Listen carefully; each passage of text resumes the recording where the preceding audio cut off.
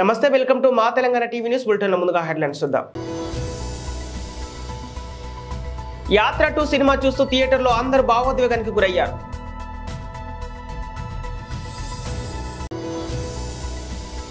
శ్రీ పవన్ కళ్యాణ్ గారి ప్రసంగం క్రియాశీలక సభ్యుల కుటుంబాలకు బీమా చెక్కులు పంపిణీ కార్యక్రమం.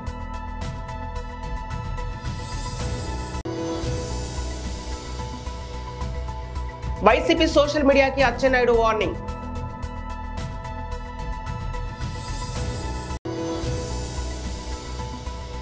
జనగామ అసెంబ్లీ నియోజకవర్గ బీఆర్ఎస్ పార్టీ కార్యకర్తల సమావేశం. యాత్ర 2 సినిమా చూస్తూ థియేటర్లో అందరూ భావోద్వేగానికి గురయ్యారు.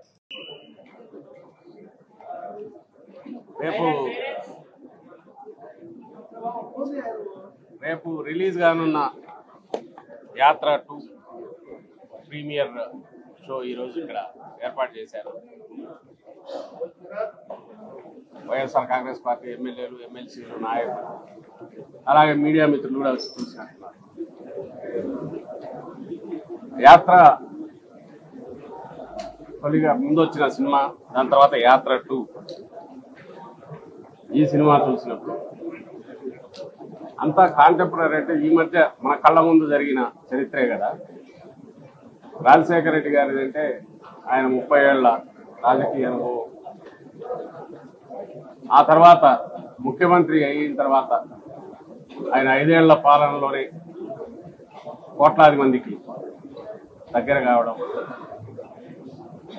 అందువల్ల ఆయన నాయకుడిగా ఎట్లా ఎదిగాడు అని తెలుసుకోవడానికి అందులో ఒక తెలియని కథ కానీ జీవితం గురించి కానీ తెలుసుకోవచ్చని అనిపించింది. ఈ సినిమాలో వస్తున్న పార్ట్ అంతా మన కళ్ళ ముందు జరిగింది కదా అని చాలా మంది మిత్రులు కూడా అడిగారు. మరి ఏం కొత్త ఏముంటుంది, మనకు తెలిసిన చరిత్రే కదా ఇది. కానీ వచ్చిన తర్వాత దాదాపు అందరూ భావోద్వేగానికి గురయ్యారు. ఎందువల్ల అంటే రేపటి నుంచి థియేటర్లలో చూసేవాళ్ళు కూడా లక్షలాది మంది ప్రేక్షకులు కానీ అందరూ అవుతారు. ఎందుకు అవుతారంటే మనకు తెలియని ఫిక్షన్, ఒక కథ చూడడం వేరు, తెలిసిన మనుషులు, కోట్లాది మందికి తెలిసిన మనుషుల గురించి జ్ఞాపకాలు గుర్తుకు రావడం. మనకు కోట్లాది మందికి ఎందుకుంటున్నానంటే రాజశేఖర రెడ్డి గారి గురించి కానీ, ఆ తర్వాత జగన్మోహన్ రెడ్డి గారికి ఈరోజు దాదాపు రాష్ట్రంలో వాళ్ళందరూ కూడా ఏదో ఒక సమయంలో కలిసి ఉండడము, లేదా వాళ్ళ నుంచి మేలు పొందినామని అనుకోవడము, మాకు స్వయంగా తెలుసు అని చెప్పుకోవడము. రాజశేఖర రెడ్డి గారి నుంచి ఎక్కువ అనిపించేది, ఇప్పుడు జగన్మోహన్ రెడ్డి గారి నుంచి కూడా అనిపిస్తుంది. కాబట్టి ఆ జ్ఞాపకాలన్నీ వస్తాయి, అవన్నీ గుర్తుకొస్తాయి. ఆ వచ్చినప్పుడు కలిగే భావోద్వేగం ఈరోజు థియేటర్లో అంతా కనిపించింది. ఇక్కడ వచ్చిన వాళ్ళు రేపు రాష్ట్రం అంతా కూడా అది కనిపిస్తుంది. మనసున్న మనుషులు మన కళ్ళ ముందే దేవుళ్లలాగా మారిపోవడం, లేదా శాశ్వతంగా గుర్తుండేంతగా చరిత్రను నిలిచిపోయే రకంగా అందరి అభిమానాన్ని చూరగొనడం మన మధ్య ఉన్న వ్యక్తులు చేసినప్పుడు ఆదర్శప్రాయులు అవుతారు. అలాగే మనందరికీ వాళ్ళు పరిచయం ఉన్న వ్యక్తులుగా అనిపిస్తారు. దాని నుంచే మన జ్ఞాపకాలు వస్తాయి. అవన్నీ ఇలాంటి చిత్రాలు చూసినప్పుడు గుర్తుకొస్తాయి. ఇప్పుడు మనం కళ్ళ ముందు జరిగింది అయినా మనం తెలియని కొత్త కోణాలు చూపిస్తుంది, లేదా మనం ఇంతకుముందు మర్చిపోయినవన్నీ జ్ఞాపకాలు గుర్తుకు తీసుకొచ్చినాయి. అదంతా ఈరోజు ఈ సినిమాలో కనిపించింది. ప్రతి ఒక్కరూ దీన్ని చూశారు, చూడాలని కూడా కోరుకుంటున్నాం. ఎందుకంటే రాజకీయం అంటే కేవలం అదేదో ఎత్తులు పై ఎత్తులు కాదు.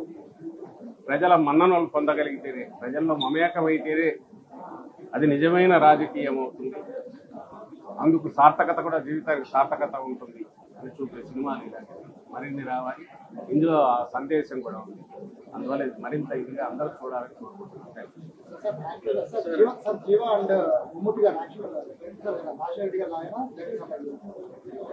అవన్నీ చూసి మీరు చెప్పాలి, మీరు కూడా చూశారు కదా, మాట్లాడండి. శ్రీ పవన్ కళ్యాణ్ గారి ప్రసంగం క్రియాశీలక సభ్యుల కుటుంబాలకు బీమా చెక్కుల పంపిణీ కార్యక్రమం. చాలా ప్రత్యేక పరిస్థితుల్లో మన జనసేన కుటుంబ సభ్యులను కోల్పోయిన నా కుటుంబ సభ్యులందరికీ మనస్ఫూర్తిగా నా సంతాపాలు తెలియజేస్తూ ఉన్నాను. ఈ ప్రతిసారి చెక్స్ ఇచ్చినప్పుడు నా గుండె బరువెక్కిపోయి ఉంటుంది. ఒక భావోద్వేగానికి, ఒక బాధకి లోనవుతాను నేను.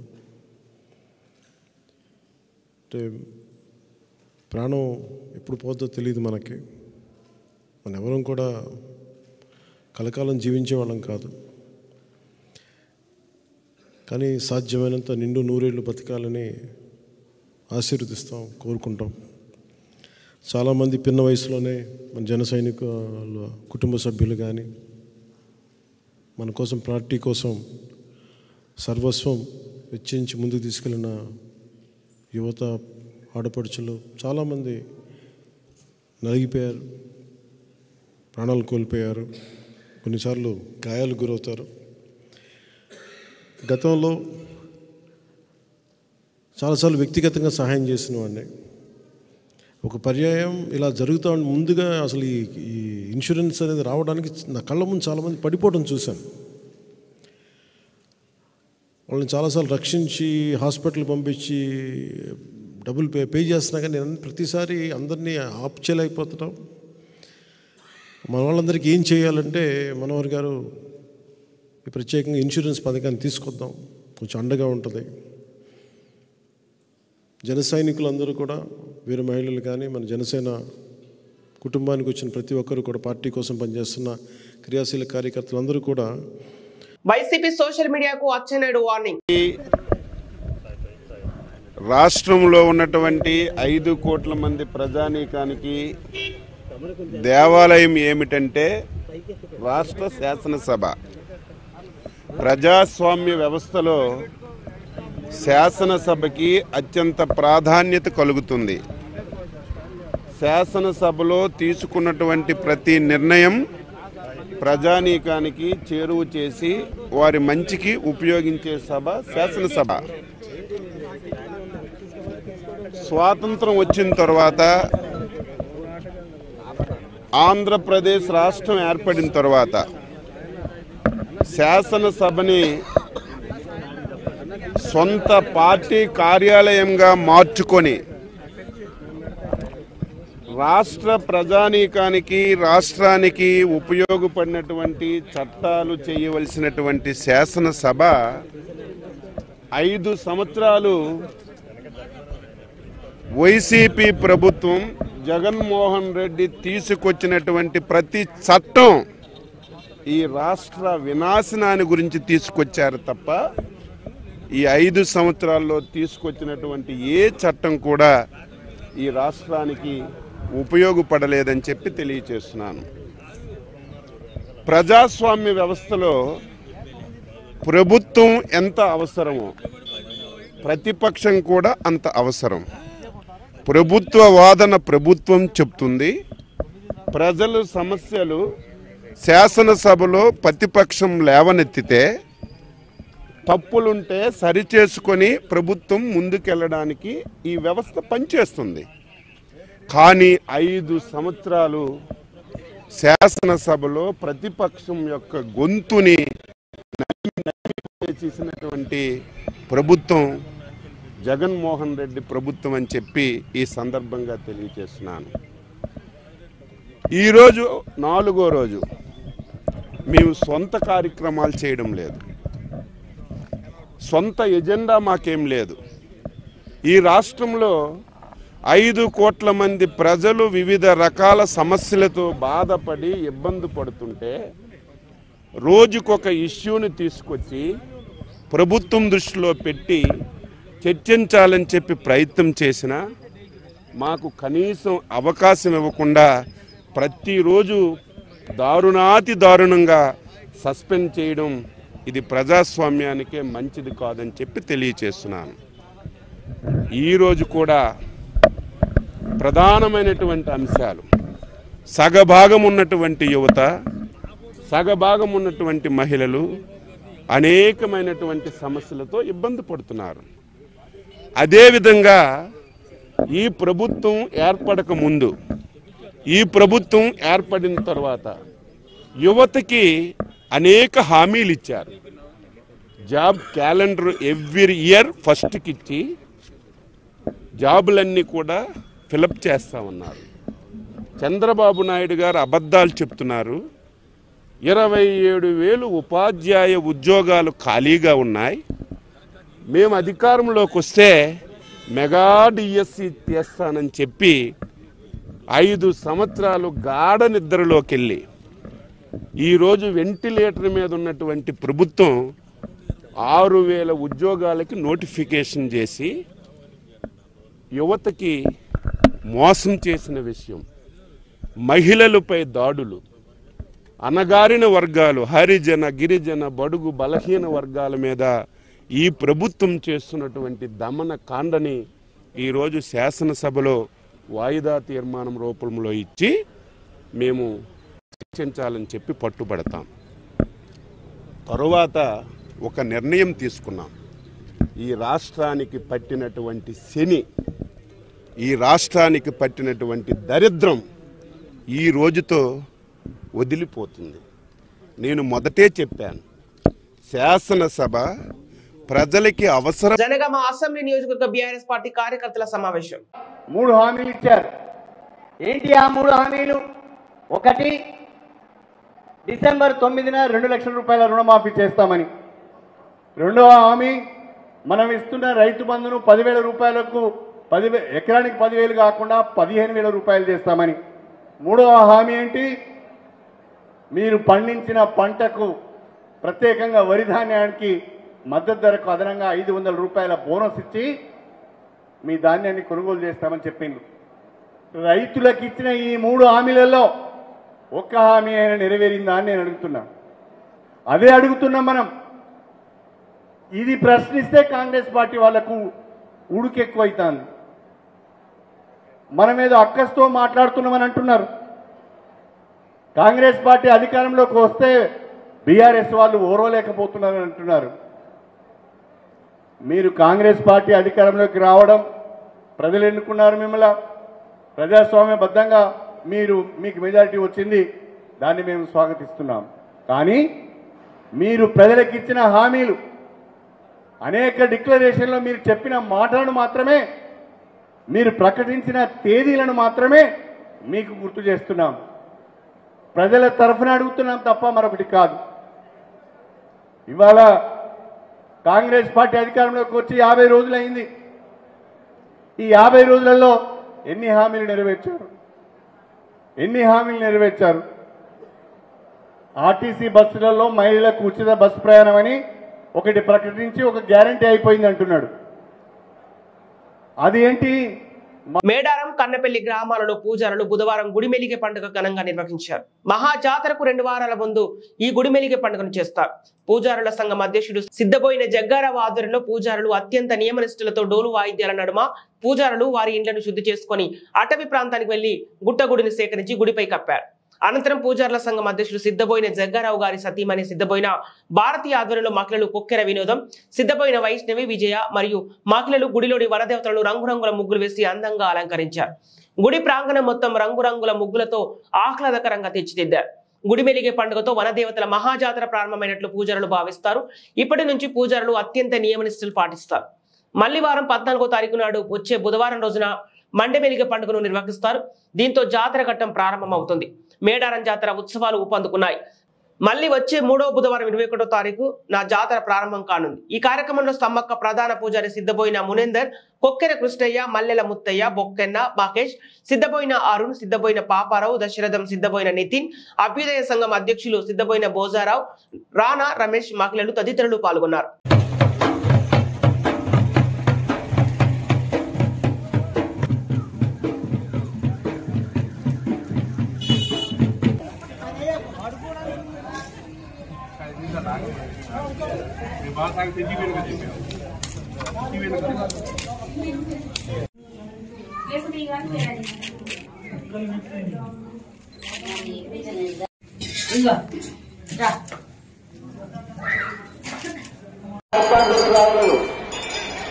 నల్లమాస మాధవ్ గారు మర్పాండు రాగలరు. మీకోసం చుట్టూగారు వెయిట్ చేస్తున్నారు. హలో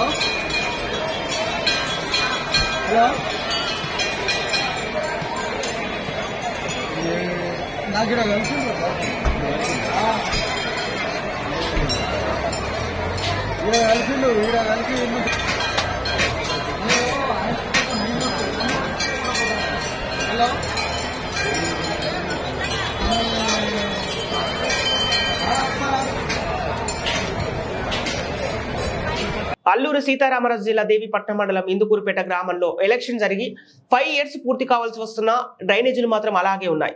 పంచాయతీ విధుల్లో అయితే మరి దారుణంగా ఉన్నాయి. డ్రైనేజీల వల్ల దోమలు మరి విపరీతంగా పెరిగిపోతున్నాయి.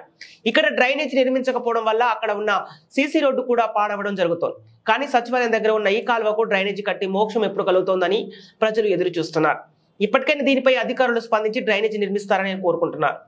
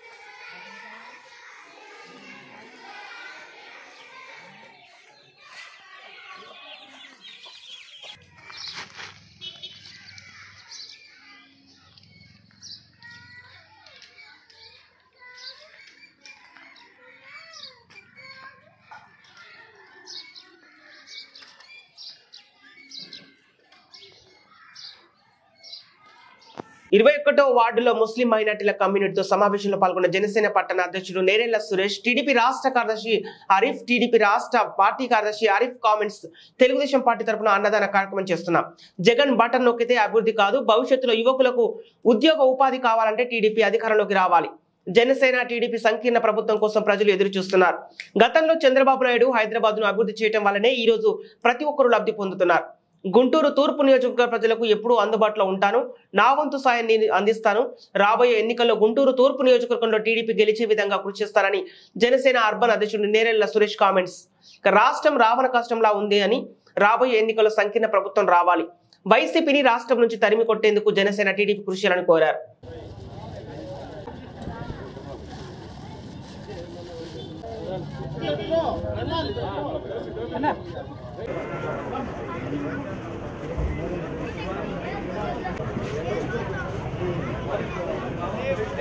జగన్ ప్రభుత్వంలో చాలా స్కీమ్లు అయి పెట్టారు కదా, వాళ్ళు ఏం బెనిఫిట్ ఏం లేదు.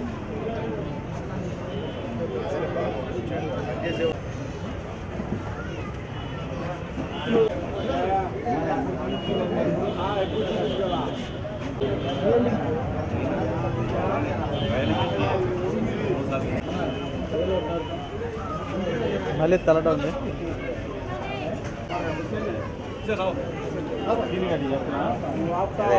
బాబు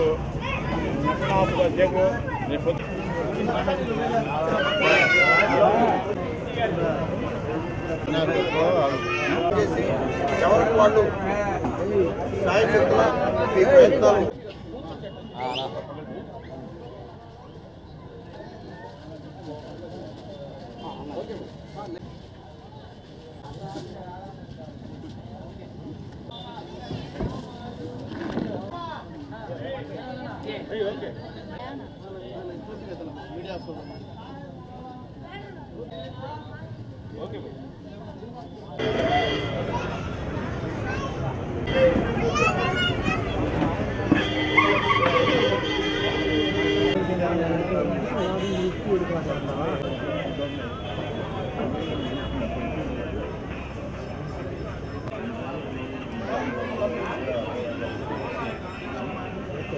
మీడియా మిత్రులందరికీ నమస్కారములు. అస్సలాము అలైకుం. ఇవాళ తెలుగుదేశం పార్టీ అలాగే జనసేన కుటుంబ సభ్యులందరూ ఇవాళ కలిసి డిన్నర్ ప్రోగ్రాము ఏంటంటే తెలుగుదేశం పార్టీ అలాగే జనసేన పార్టీ అందరం కలిసి ఒక గెట్ టుగెదర్ తరపున ఒక అన్నదాన కార్యక్రమము ఇవాళ తెలుగుదేశం పార్టీ తరపున మేమందరం నిర్వహించడం జరిగింది. ఇవాళ మీరు తెలుగుదేశం పార్టీ చేసిన డెవలప్మెంట్ తప్ప ఇవాళ గుంటూరులో కానీ ఆంధ్రప్రదేశ్లో కానీ ఎక్కడ ఎటువంటి డెవలప్మెంట్ లేదు. సో అలాగే గుంటూరు నియోజకవర్గంలో కూడా చూస్తే ఏ విధమైన డెవలప్మెంట్ కనబడట్లేదు. జగన్మోహన్ రెడ్డి గారు ఆ బటన్ వేస్తే అన్నీ వచ్చేస్తున్నాయి అంటున్నారు. బటన్ వేస్తే బులెటిన్ ముగించే ముందు హెడ్లైన్స్ మరోసారి. యాత్ర 2 సినిమా చూస్తూ థియేటర్లో అందరూ భావోద్వేగానికి గురయ్యారు.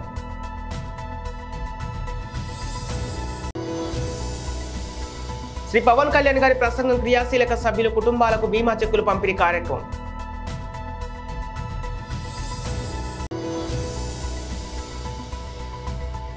వైసీపీ సోషల్ మీడియాకి అచ్చెన్నాయుడు వార్నింగ్.